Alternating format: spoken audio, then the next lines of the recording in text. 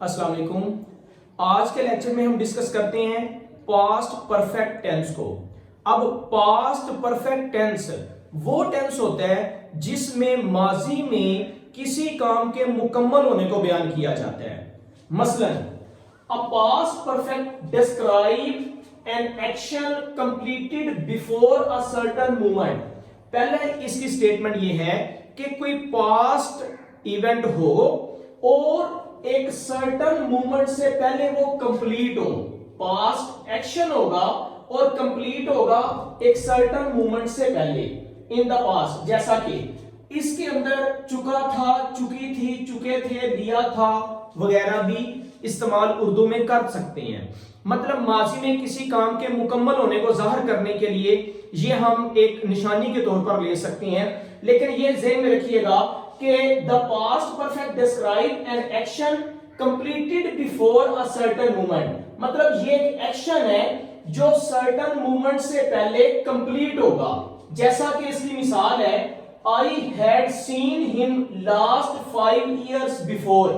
मतलब मैं उसे लास्ट 5 years से पहले देख चुका हूं या मिल चुका हूं। तो आई हैड सीन हिम, मेरी उससे मुलाकात हुई पिछले 5 साल में नहीं हुई। मतलब ये जो आया ना बिफोर अ सर्टेन मूवमेंट, तो बिफोर अ सर्टेन मूवमेंट का मतलब ये है कि पिछले 5 years से कोई मुलाकात नहीं और उससे पहले मेरी उससे मुलाकात हो चुकी थी।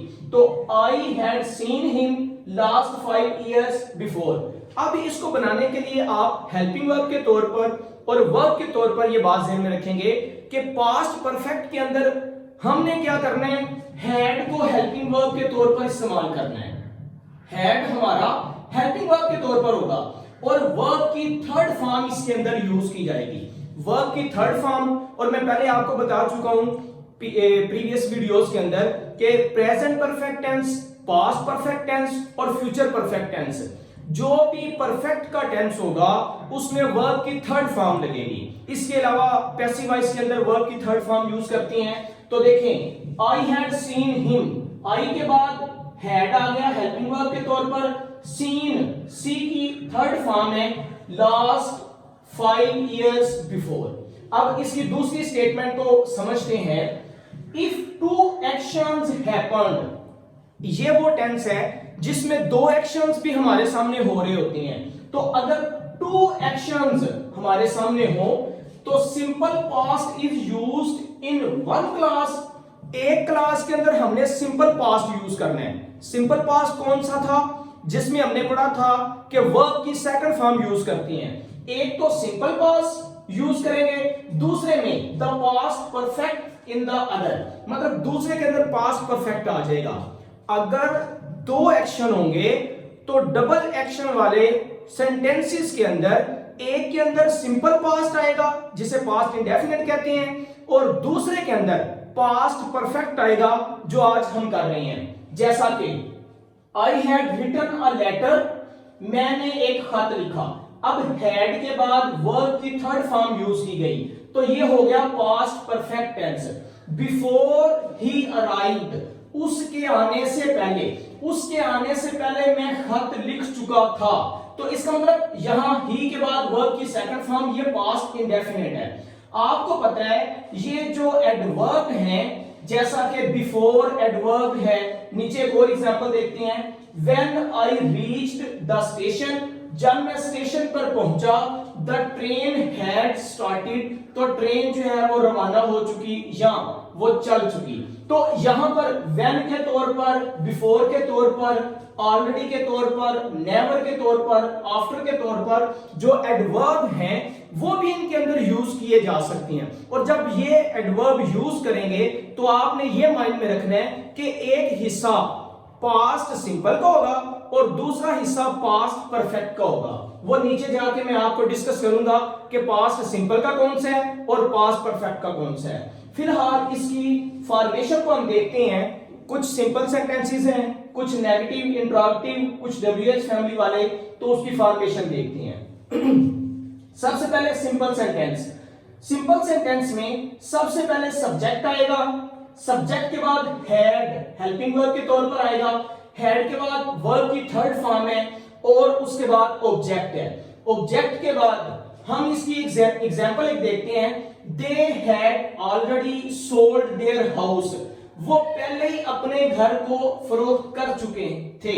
अब दे के बाद हैड आ गया हेल्पिंग वर्ब के तौर पर, इसके बाद हमने वर्ब की थर्ड फॉर्म लगानी है। They had already sold their house और एंड पे ऑब्जेक्ट के तौर पर। इसी तरह अगर नेगेटिव सेंटेंस होगा, सबसे पहले सब्जेक्ट, उसके बाद हैड के बाद नॉट के बाद वर्ब की थर्ड फॉर्म और object. He had not completed his work, वो अपना काम मुकम्मल नहीं कर चुका था, मतलब काम का ना होना माजी में। अब इंटरॉगेटिव सेंटेंस में हैड स्टार्ट पे आ जाएगा, सब्जेक्ट इसके बाद होगा, सब्जेक्ट के बाद वर्ब की थर्ड फॉर्म होगी और ऑब्जेक्ट। जैसा कि had he ever told a lie before, क्या वो पहले झूठ बोल चुका था। इसके बाद अगर नेगेटिव इंटरॉगेटिव इकट्ठे आ जाएं तो इसमें सबसे पहले हैड आएगा, हैड के बाद सब्जेक्ट के बाद नॉट के बाद वर्ब की थर्ड फॉर्म और उसके बाद object. Had she not won the match, had भी आ गया, नॉट भी आ गया और वर्ब की थर्ड फॉर्म भी आ गई। अब WH फैमिली वाले जो वर्ड होंगे उनमें सबसे पहले WH वाला वर्ड आएगा, उसके बाद हैड आएगा, उसके बाद सब्जेक्ट आएगा, सब्जेक्ट के बाद वर्ब की third form as it is आएगी और ऑब्जेक्ट। जैसा कि why had he taken a meal before evening, वो शाम से पहले ही खाना क्यों खा चुका था। अब एक और चीज जो आपने माइंड में रखनी है वो ये है कि जब डबल एक्शन यूज होता है तो एक होता है फर्स्ट एक्शन, एक होता है सेकंड एक्शन। तो इसका मतलब यह है कि जब फर्स्ट एक्शन हो रहा हो तो फर्स्ट एक्शन को कहते हैं, फर्स्ट एक्शन करते हैं पास्ट परफेक्ट टेंस के अंदर। जो फर्स्ट एक्शन है जो पहले कंप्लीट हुआ है वो पास्ट परफेक्ट में आएगा, और जो सेकंड एक्शन है वो पास्ट इंडेफिनिट में आएगा। सेकंड एक्शन को पास्ट इंडेफिनिट में करेंगे, फर्स्ट एक्शन को जो फर्स्ट कंप्लीट हुआ है उसको पास्ट परफेक्ट में करेंगे। जिसकी एक एग्जांपल मैंने नीचे लिखी है, आपके लिए बहुत अहम है पेपर पॉइंट ऑफ व्यू से भी। The patient had died, patient जो है वो मर चुका था। द पेशेंट मरीज हैड डाइड, वो मर चुका था। बिफोर द डॉक्टर केम, मरीज के आने से पहले।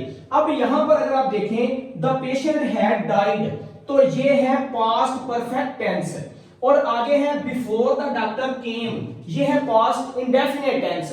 तो ये बात हमने बना दी ज़हन में कि जब कोई काम पहले हो चुका हो तो फर्स्ट एक्शन क्या था, डॉक्टर आया था या मरीज मरा था।